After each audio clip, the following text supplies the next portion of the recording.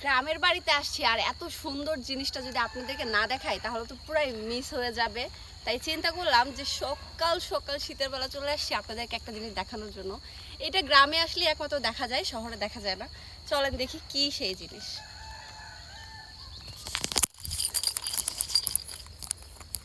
দেখেন গাইস, গাছের মধ্যে এরকম মরিচ ধরে আছে, দেখতে কি যে সুন্দর লাগে। প্রত্যেকটা গাছে দেখেন মরিচ আর মরিচ। এগুলো একটু কমলা, বাড়তি হয় নাই। এগুলা দেখেন প্রত্যেকটা গাছে কত মরিচ, দেখে এত ভালো লাগতেছে কি বলবো। দেখেন গাছটা এরকম করলেই মরিচে ভরা একদম। কার কার কাছে এরকম মানে সরাসরি দেখতে এগুলা ভালো লাগে অবশ্যই জানেন।